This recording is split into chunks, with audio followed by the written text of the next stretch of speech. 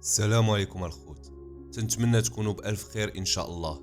كيف العادة جبت لكم قصة حقيقية مليئة بالأحداث. قصة وقعت في 1996، وهاد القصة ديال واحد المهاجر مغربي هاجر لأوروبا ومشى عاش في إسبانيا حتى وقع ليه واحد المشكل وخلاه ينتقل من إسبانيا لإيطاليا. وهذه هي الحاجة اللي غادية تبدل ليه شخصيته، من واحد كان خدام في الحلال في إسبانيا لواحد الوحش اللي ولاو كيضربوا ليه المافيا الإيطالية ألف حساب. ديك القوة والصحة اللي عطاها الله قدر يولي الاسم ديالو معروف عند المافيا الإيطالية، واللي لقبوه بالسبع.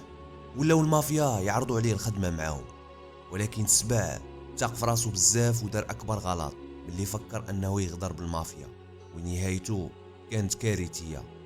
بلا ما نحرق لكم القصة، دير الكيت وتكونسونطرا مع القصة، واللي أول مرة تيشوف القناة يشترك معنا مرحبا به، ويفعل زر الجرس باش يوصلوكم القصص الجداد اللي سنحطو. شكرا لكم من القلب، بفضل الدعم ديالكم من بعد فضل الله قدرنا نوصلوا ل1000 مشترك. شكرا لكم الخوت بزاف بزاف. ودابا نبداو القصة ديالنا على بركة الله. في سنة 1970 وفي مدينة ديال جديدة تولد واحد الولد اللي سماو عائلته سمير. كان هو الولد الأول عند والديه، وكان هو ضوء عينيهم. سمير دوز واحد الطفولة عادية كأي طفل مغربي، وملي دار 15 سنة هنا سمير اللي تيشوفو تيقول هذا عنده 24 عام ولا 25 عام، حيتاش كان ربي عاطيه واحد القوة ما شاء الله. وصل 23 عام سمير ولا راجل بمعنى الكلمة، ولات فيه 2 متر في الطول وواحد القلدة ما شاء الله. وكانت تمارة تعطيها قتلة، فين ما كاين شي خدمة فيها هز حط كتلقاه خدم فيها. المهم بقى على هاد الحال خدام في الجديدة وكيضرب بريكولات، حتى لواحد النهار غادي يقول له واحد عشيرو: اش بالك اخويا سمير نمشيو لطنجة، راه فيها الخدمة ونيت نبدلو الجو ديال هاد المدينة. سمير عنده المشاريع خاسرة، قال له بسم الله انا معاك. صافي كل واحد بدا يوجد راسو.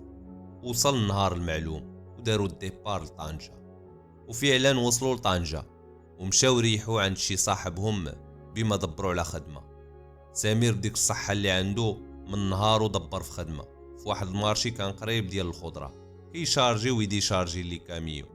بقى على هاد الحال والأمور المادية كتحسن شوية بشوية عند سمير، حتى قدر أنه يجمع واحد البركة وقال هاد البركة نتحرك بها ويدير شي بيعة وشرية.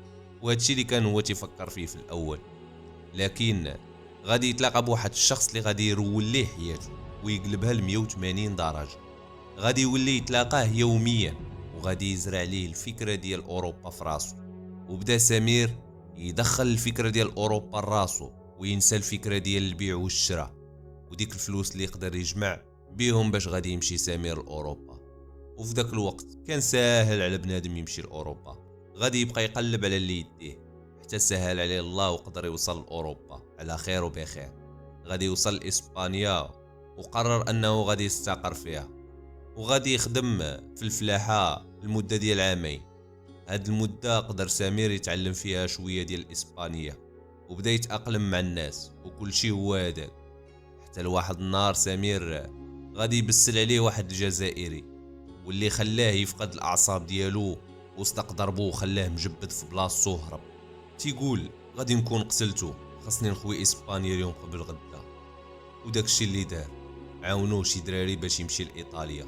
وفعلا قدر سمير يهرب من المصيبة اللي دار في إسبانيا وبدا حياته من جديد في إيطاليا.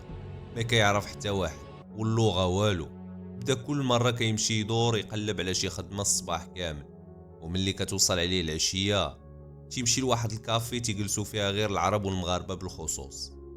كانوا واحد 2 مغاربة كيجلسوا في ديك القهوة وتيسربيو الحشيش غير بالتخبية. يوميا في داك الوقت كيشوفوا سمير جالس بوحدو، وديك الصحة ديالو كتخلي أي واحد يلاحظو، وهي اللي غادية تكون السبب باش يدير بلاصتو بالزربة في إيطاليا. المهم عيطولو باش يجي يريح معاهم، تعرفوا عليه تعرف عليهم، بداو هضرة كتجبد هضرة.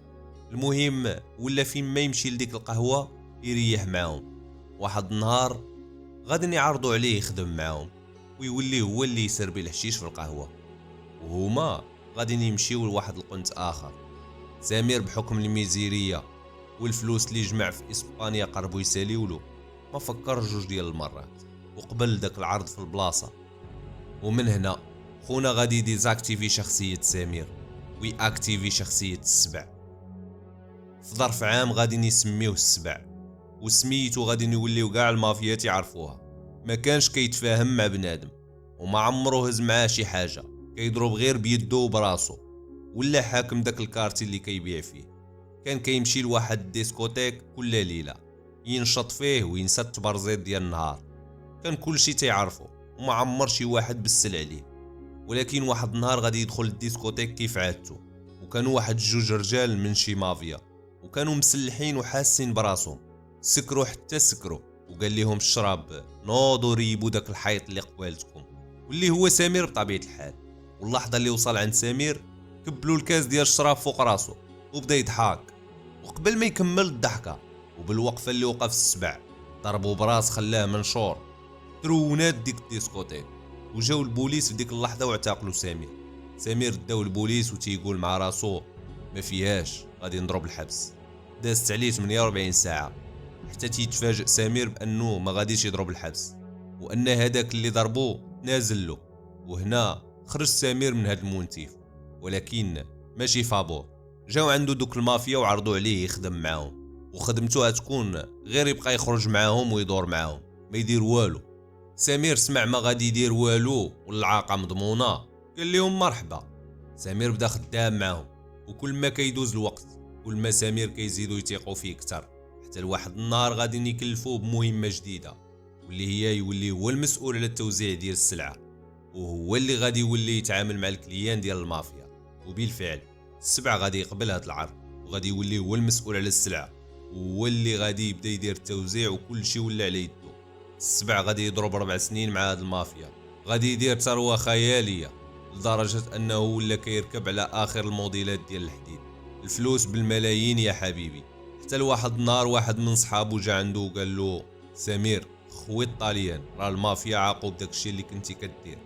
وهو الخوت كان ملي كيعطيوه السلعه يوزعها على الكليان كان كيخلطها بسلعه ناقصه، واللي كان كيشريها بواحد الثمن طايح، وديك السلعه اللي كتبقى كيبيعها. وبهذه الطريقه قدر سمير يجمع 3 ديال المليار في ديك 4 سنين اللي خدم معاهم فيها.